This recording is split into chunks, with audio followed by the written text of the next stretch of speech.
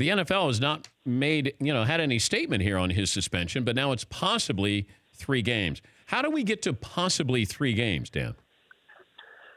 Well, I think what Adam reported last week was that the NFL is planning on making it a 3-game suspension, but that it still could go up or down depending on other factors. Look, my understanding on Winston is that the thing is not yet settled. That obviously 3 games is a possibility, but I also think it's still possible. It could be fewer. It could be. Look, I mean, if it's violence against a woman, then the precedent right now says 6.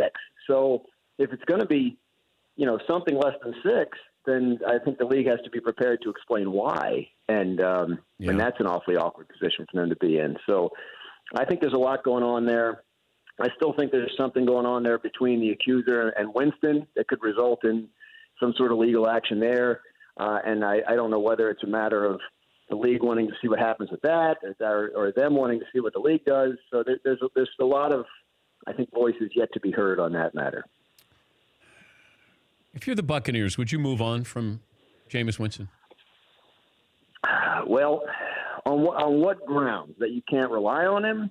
That he represents something you don't want to represent? Like what? I mean, this is an incident, and again, let's make sure we're not trying to minimize it. We're not. It's an incident from 2.5 years ago. Did he keep it from you? Does that affect your trust in him? I just can't have him as the. He didn't already know. I guess yeah.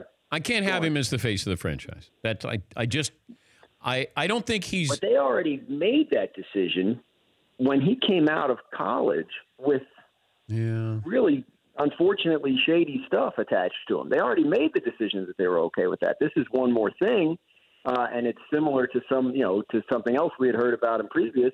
And if I were the Bucs, would I have taken Mariota instead? Probably. But they made their peace with Winston, and that's so the extent to which it's still okay. I mean, obviously this rests with ownership. Does ownership get to the point where they're sick of him?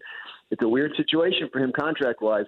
$20.9 million for next year, but it's not guaranteed except against injury until March 13th. So they could cut him healthy if they decide to. So 6 games, if it ends up being a 6-game suspension, a 4-game suspension, whatever, and and something else comes out or he doesn't play well, I mean that all of a sudden gets called into question. For more Dan Patrick Show, tune to Audience Channel 239 on DirecTV or download the Dan Patrick Show app.